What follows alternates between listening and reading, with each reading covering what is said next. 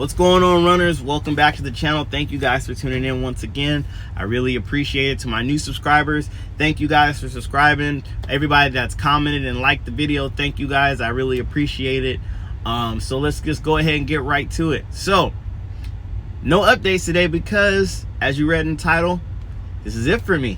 I'm out of here. I'm done with Swift. Not because I hate Swift, not because something is going on with Swift. I'm moving on to better or greener pastures. Okay. If you guys remember a couple videos back, I said I interviewed with Republic and I got an offer, but I hadn't got hired on. Well, starting Thursday, I will be driving for Republic Services, basically dumping dumpsters. The pay is really good. I'm home every night. No more sitting on loads and waiting for things. I'm excited. It's kind of bittersweet every time that I leave Swift. Like I've left Swift just one other time, but it's just there's a feeling of like the open road, and you miss the open road, and you know, going out and being at the Loves and kind of being like just kind of out in the open, seeing new things, seeing different people, seeing different trucks, and just sitting in here, just being in control of like this machine as it is. But that kind of fades after you look and see the money, and the money wasn't money for me. That was a number of factors, but I'm excited. I'm excited for this move. Right now the truck is a little bit of a mess because I'm cleaning it out. I just got to move my TV out of here. I'm gonna wait for traffic to die down, and then I'm gonna head back down to San Diego. So all I got to do is turn in the keys to the shop. Well, I'm gonna just park it, and then the shop will do what it do tomorrow. They'll clean it out, and it'll be on to the next driver. So whoever gets a unit, if you're going to Swift and you're getting unit 230135, it's a good truck. I kept her clean. I tried to minimize that smoke smell as much as humanly possible. But you know, I keep it clean. I would leave some stuff in here, but I'm not gonna leave everything because you don't know when I'm gonna need it. But you'll get an extension cord for sure. The dispatcher, or not the dispatchers, the driver leaders I've had here were amazing. So again, I'm not leaving because I don't like Swift. I will come back to Swift if I ever need to come back to an over-the-road job. I have no issues with Swift. It's just, you know, I gotta make money moves, and you know, I at this current stage in my life, this move wasn't making me enough money. So, but I'm not gonna stop doing videos. I'm not gonna stop doing these vlogs or these trucking industry little tidbits that I got. I'm still gonna be doing it because I still got a lot of information. There's still a lot of Swift stuff that I gotta talk about that I'm gonna give to y'all. If you guys have anything that you guys want me to talk about, like I said, please leave it in the comments, and I'll make sure I get to it. I've tried to respond the best I could to a lot, but yeah. So I'm gonna just tell you how my day went, then I'm gonna show you guys this pay. So I had a load that picked up in Fair something. I don't even remember where the heck. Let's see. In Fireborough, California. I picked up a load of onions, and I had to drive it and deliver it to a restaurant depot down in downtown LA. And then I was supposed to go to Anaheim and drop off the second load. I actually got kind of scared. I forgot I dropped my trailer. I couldn't hear the reefer anymore. But that was a horrible delivery. First of all, these people had me scheduled for a different day for the pickup, so they weren't ready for me. Then when I get down to my delivery, I was supposed to deliver at 11 in the morning. I didn't deliver until almost 3 p.m. So I missed my other delivery, and that sucked. So anyway, that's over and done with. That's not on Swift. That's on them. And downtown LA is horrible for semi trucks. I hated backing up into this dock, and then this dude undercut me. So he didn't want to get out of his truck and detach, so I had to like slide my tandems all the way back and get around him. Like, this other driver helped me, Marco. If he ever sees this, dude helped me out a lot. We were talking about how the trucking industry changed. People, you know, fake CDLs and fake MC, DOT numbers, all this stuff like that. So I'm gonna get into that in future videos. But let me get into this pay. I did a video before about pay, and I tried to break it down on the tablet, and I didn't really like it. So I'm gonna show you what you would make here at Swift at the reefer side. So I can't speak to the dry side, so I'm going to show you what you guys can make. I would turn the camera around, but I really don't feel like doing all that. So if you want to pause the video, let me see if I make it darker. If you guys want to pause the video right there, just let it hold. Okay, so this is just the reefer side. And if you pause the video and you look at it, where it says Drupa Valley refrigerated minimum fleet expectations, every fleet's probably going to be about the same, but every fleet does have its different expectations. So if you come to Drupa Valley or Drupa Valley, I don't know how to freaking say it. If you come to the reefer side, they want you to have 100% on-time deliveries. Make sure, now with this, if you have an issue like mechanical, like traffic or something like that, if you let them know with time, it doesn't really affect your on-time delivery if it's something that you can't control. Now, if you just overslept and you just did some stuff, then it's going to affect your on-time delivery. You have too many of those, you're probably going to have a discussion with somebody, because you're carrying temp sensitive freight, and things have to be there at a specific time. It's not like the dry side where it's a lot of drop and hook and then the yard dogs do whatever they got to do. Or you have these windows, which I kind of like the freedom of, not the freedom, I like having a set time, because I can plan my day around the traffic and stuff like that. With windows, it works for certain places. Once you start knowing your route and start knowing your traffic patterns and knowing the people you deliver to, windows start making a little bit more sense. Like, okay, I have a window to pick up, but I have a strict time to deliver. Okay, I can figure out some stuff. So that's just me. That's just me personally. Okay. Let's see. Number 2, 2,000 to 2,500 miles weekly, which is about 285 to 350 miles a day minimum. Oh, there's a little family here. But yeah, so 2,000 to 2,500 miles weekly, 285 to 350 miles daily minimum. You should be able to do this no problem. This 285 miles, 350 miles, that's nothing. You should be able to do that easy. Like, I don't even know how to explain it. If you can't do this without just the bare minimum, then you don't need to be here. This is the wrong, trucking is not for you, because just alone getting to Phoenix is about this, right? And that's 5 hours away. So just straight, if you can't do this, I mean, you got to take your break, but it is what it is, right? So at least 350 minimum. You should be able to do more than that. When you're out with your trainer, you will be doing more than that, more than likely.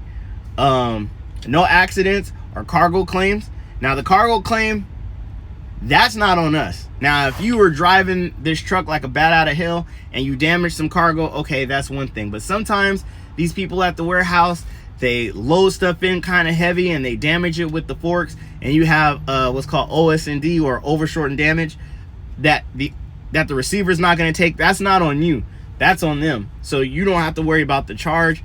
You just got to worry about, you just got to worry about where this stuff ends up going. So there's an OS&D dock at every yard. Sometimes they'll tell you to get rid of it. Sometimes they'll tell you to bring it to the OS&D yard. It is what it is. One time they damaged a load of candy for me. It was I think it was not Airheads, the cherry bombs, the red hard candies. I gave some they told me you could do whatever you want with them, so I took some with me. I had some with me for like 6 months. And then I gave some to a family that was out at a park. They were like selling tacos or something like that, and I pulled up in my truck. I was like, look, these are damaged. They're really not damaged. Somebody just poked the box and didn't want to take them. You could sell this with your food or whatever. And they were grateful, and they gave me some free food. So that's how that happens. No accidents, self-explanatory. In a place like Los Angeles, if you have to deliver to downtown LA, downtown San Francisco, you have to use common sense, okay? Because sometimes the GPS will tell you to turn down a street and the street is too narrow for you to go. So you might have to go up a couple of streets. You might have to go up a mile to make the turn right, or to make the U-turn, like a right and then a right and then a right. So the GPS is perfect, but in certain cases, in very dense cities, you might just have, you have to use your common sense. Because you can't just say, oh, the GPS sent me here. Well, at the end of the day, you're a driver. You're behind this wheel. You're the one that we left to make these hard decisions, okay? So pay attention. No accidents that you can prevent. Now, if somebody jumps in front of you, like we know four-wheelers do, jumps in front of you and hit the brakes, and you smack into the back of them, they're going to look at it on the camera and they're going to talk to you about it. But if you were doing everything that you were supposed to do and it happened, shit happens. Shit happens. But one thing is for sure, make sure you're honest about these accidents. Don't hit something, because everybody's got phones now. Don't hit something and then think you're going to get away with it, and then don't tell nobody, because you'll get fired. 100% you'll get fired. If you tell them, hey, I hit this pole, whatever, you'll get written up, and it is what it is. Somebody hit me. I remember the video I told you guys about before. Somebody tail whipped me and took out my headlight. I told them about it. I didn't do it, but I couldn't just get away with it. So I had to let somebody know, hey, this happened to me. So as long as you're upfront and you tell them what's going on, then you're perfect. Driver MPG goals: meet or exceed 7.1 and 2 fuel transactions. Wait, hold on, let me read this again. Driver MPG goals met or 7.1 and 2 fuel transactions, 1 for truck, other for reefer. Okay, so here's how this fuel MPG thing works. I have an MPG readout on this truck, just like most of these trucks do. It doesn't go off of that. So what it goes off of is, say you have a run to Phoenix, right? Like right now, so if you look at the notches on the fuel gauges, they go 2, 4, 6, 8, 8 being full, right? So if you go and say you're at 6, right? And you got to run to Phoenix, they give you a fuel stop either in Cabazon, which is off the 10, or they give you a stop at the Loves in Coachella. Well, say you don't stop there. Say you don't stop there for fuel, because you know that you have enough fuel to make it to your destination. That's how you get your fuel bonus. It doesn't go off the readout of the truck. It goes off of, did you need that fuel stop or not? That's how it was explained to me. I've never gotten a fuel bonus just because I don't really care. It's not my truck. Not to be mean, but it's 115 in Phoenix. I'm gonna idle my truck as long as humanly possible. So I'm gonna make sure I have as much gas as I need to make sure that my truck can idle as long as I want it to. Because I don't want to, because I already had 2. I had one last night. And then I had, I put a picture on one of my videos for the first one that I had, miscalculating the fuel, and I'm in the red. Last night, because I had to wait a little longer than I needed to, I was in the red. I had to open up emergency fuel somewhere so I can get gas, so I can make it to my actual fuel stop. The dry side, the regular van drivers probably don't have to worry about this too much, because they don't really bump a whole lot of docks, a lot of dropping hooks, so they can really plan out their MPG if they really want to, because they're, and they're a little bit lighter than us. We're a little bit heavier on the reefer side. We're carrying around a giant refrigerator, so a giant Yeti cooler. So that's how that works. And the reefer, I mean, you can't really control the reefer temp, especially now. Everything is set to continuous for the most part, not too much, off and on. So, but that's how their MPG works. On-time shop services, repairs, on time, off when possible. Okay, so what this means is that you you will get a notice that says, hey, you have a California bit inspection. So you have to bring that into the shop. My advice to you when you do these bit inspections is to bring in your truck when you go home on home time. You're gonna get it and it's gonna say, hey, you have a bit inspection due in 10 days, 15 days. If you're due for home time, just drop it off and get it inspected while you're on home time. It usually takes about a day, maybe 2 days, depends on how busy the shop is. It took mine 4 days, so I did mine while I was on home time. Like I said, I took a little bit more home time than everybody else, right? So my advice to you would be, do this while you're on home time. It's a lot easier. If you're out and you're in Sumner, or you're in Phoenix, or you're at another terminal and you're on the road, make sure you just get it done. Get it done early, because if you get it done late, they will not let you leave the yard. You have to get a driver leader or their supervisor to let you go, and you do not want to be stuck trying to get out and you're under a load. That's horrible, okay? And it's a pain in the ass. Also, another pain in the ass, they're gonna make you buy a lock. Make sure you take that lock with you. Now, I'm not gonna lie, I haven't been the best at using that lock all the time, and it's a really decent lock, but if you lose it and you come to a yard, 50-50, they may not let you out. If you're under a load, they're not going to sacrifice a service failure because you forgot your lock, but it could happen. So if you know you lost your lock, go to the shop, go get it fixed, or go get a new lock. It's like 40 bucks, I think, and then go on with your day. No calling off same day dispatch. Honor PTA. So if you say your PTA is Monday at 9 a.m., you will probably get a load Sunday. Sunday, they're going to dispatch you out. So they're assuming that you are going to be in the truck at 9 a.m. Now, sometimes with me, because I knew what, like, especially with the craft side, I knew that, okay, I'm going to get dispatched. I'm probably not going to need to get there till like 1 p.m.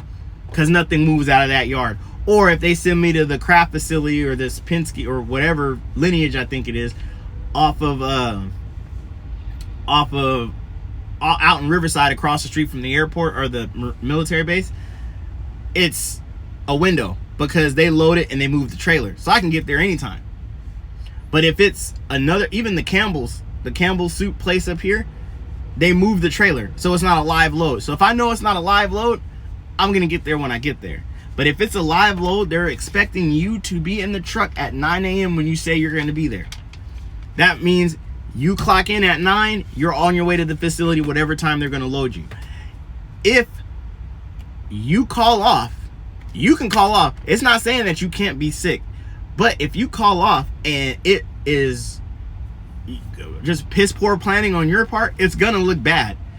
Really, what they're probably going to do is they may get a local driver to go pick it up and you still got to run it, or they're going to move the delivery or move the pickup and you're still going to have to do it anyway. But it's going to be like a point or something to get, you're not going to be happy.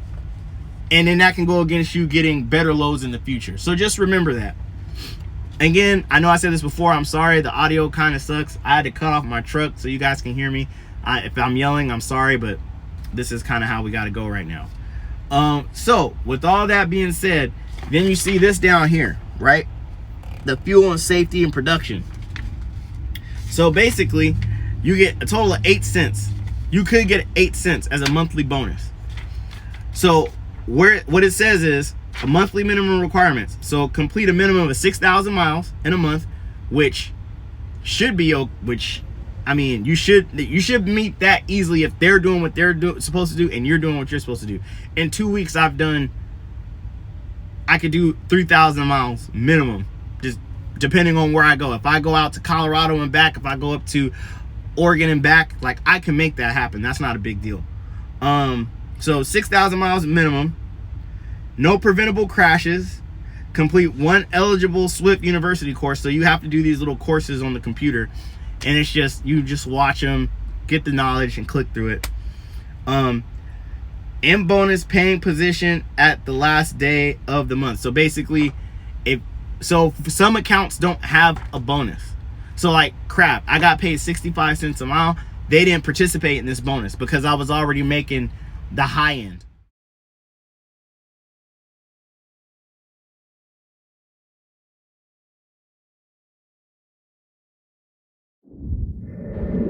Sorry about that, my phone overheated.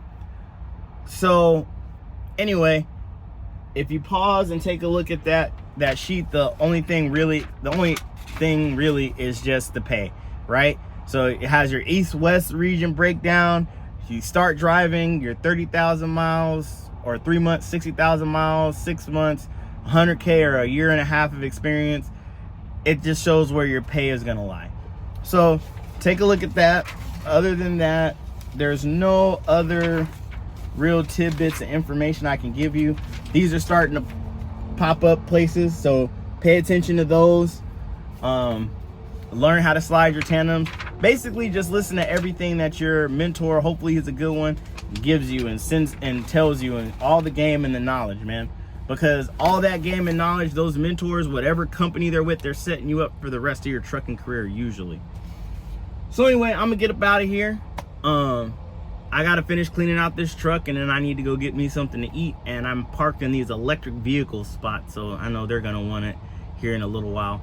But anyway, like I said, I'm gonna continue with the videos. It's just I'm not gonna be in the Swift truck anymore doing these videos, but I still have a lot of Swift knowledge that I can pass on to y'all. I got a couple of videos that I haven't released yet that I will.